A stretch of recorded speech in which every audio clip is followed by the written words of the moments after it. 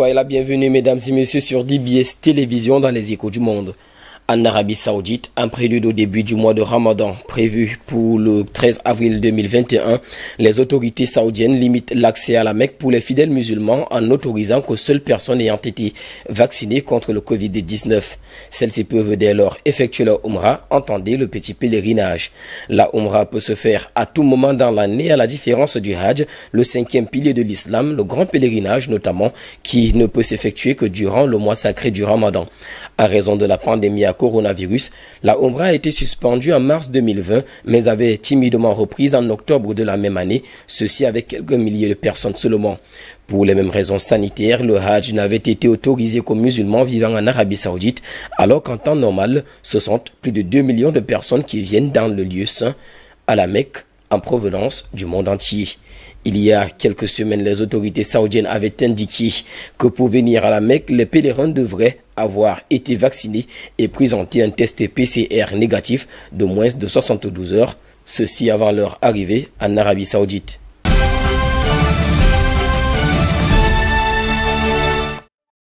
En Jordanie, après l'arrestation du prince Hamza, accusé d'avoir tenté de déstabiliser le royaume en collaborant avec une puissance étrangère, son frère, le roi Abdallah II de Jordanie, a engagé une médiation. Le 5 avril, le palais royal a annoncé que le prince Hamza a promis à Abdallah II de lui rester fidèle. C'est ce qui ressort d'une lettre signée devant des membres de la famille royale et publiée dans un communiqué du palais royal. Dans cette lettre, il est écrit, je cite: « Je resterai fidèle à l'héritage de mes ancêtres, à sa majesté le roi, ainsi qu'à son prince héritier, et je me mettrai à leur disposition pour les aider à les soutenir. » Le palais a tweeté en précisant que sa majesté le roi Abdallah II a décidé de traiter la question du prince Hamza dans le cadre de la famille hachémite. Il est indiqué dans le même message que le roi avait confié une mission de médiation à son oncle, le prince Hassan Ben Talal, qui à son tour a communiqué avec le prince Hamza et ce dernier a répondu qu'il adhérait à l'approche de la famille. Âgé de 74 ans, le médiateur choisi par la famille royale a été prince héritier de Jordanie de 1965 à 1999. Il y a lieu de noter que le jeune de 41 ans, le prince Hamza, avait refusé d'obéir aux injonctions de cesser ses activités et de restreindre ses mouvements. Il a également refusé les allégations l'accusant d'avoir comploté contre le royaume, mais aussi ce dernier a accusé le pouvoir de corruption et d'incompétence.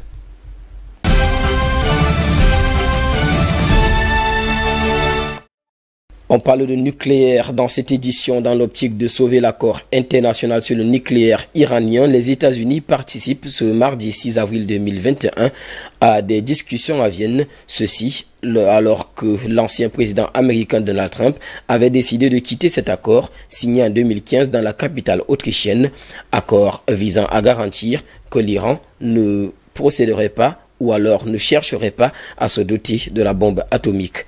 Dans l'espoir de parvenir à des résultats concrets après 2 mois d'impasse, les Européens serviront d'intermédiaires dans ces discussions indirectes entre les États-Unis et l'Iran.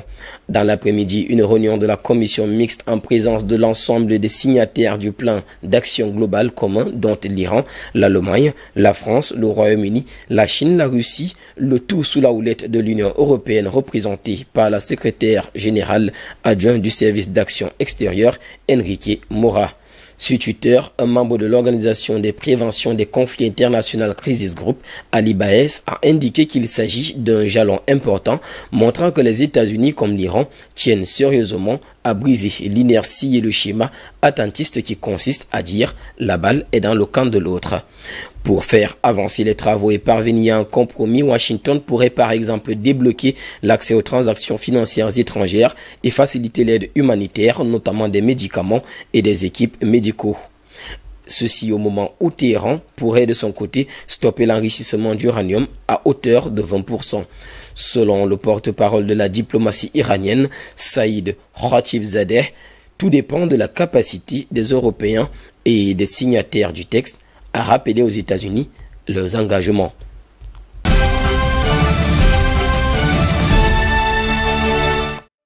Au sujet de la tension qui existe entre la Turquie et la Belgique, une délégation de l'Union européenne constituée de la présidente de la Commission Ursula von der Leyen et le président du Conseil européen Charles Michel se rendent ce mardi 6 avril 2021 à Ankara, ceci dans l'optique d'impulser un nouveau départ aux relations entre la Turquie et la Belgique.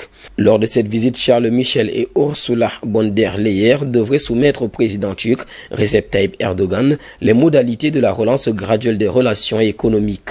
Ils devraient également discuter du soutien pour les réfugiés installés dans son pays. Ce dialogue, appelé par les autorités turques et qui fait suite à une année de tension, vise notamment à régler les sujets délicats, à l'instar de la dispute maritime gréco-turque en Méditerranée orientale, ainsi que sur le rôle de la Turquie dans les conflits en Syrie, en Libye et dans le Haut-Karabakh. En agitant la menace des sanctions, les dirigeants européens ont demandé des gestes crédibles et les efforts durables de la part d'Ankara. Ils ont d'ailleurs placé le pays sous surveillance jusqu'au mois de juin prochain.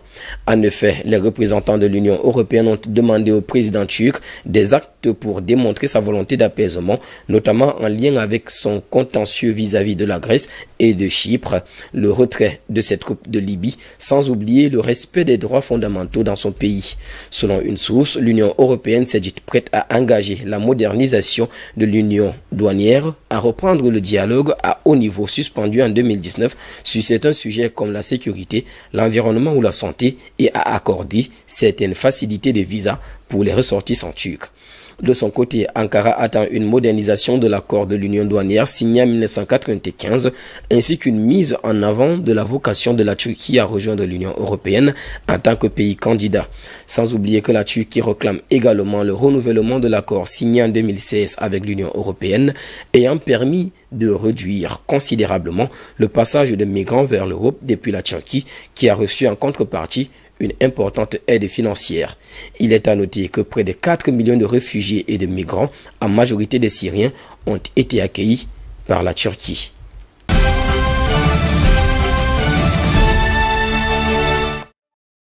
Nous revenons sur les catastrophes survenues en Asie, notamment en Indonésie, où le bilan ne cesse de s'alourdir.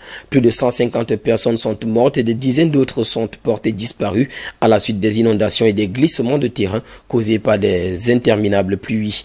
Il est de même au Timor oriental. C'est ce que révèlent les autorités locales.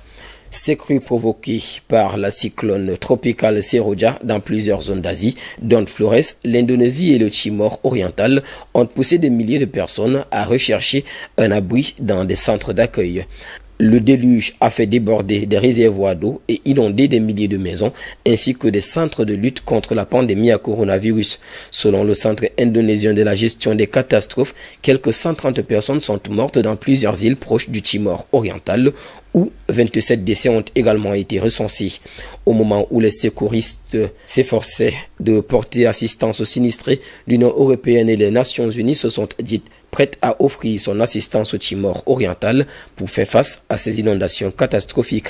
En janvier, environ 40 personnes ont trouvé la mort dans des inondations à l'ouest de Java et d'après l'Agence nationale de gestion des catastrophes, près de 125 millions d'habitants indonésiens vivent sur des zones à risque.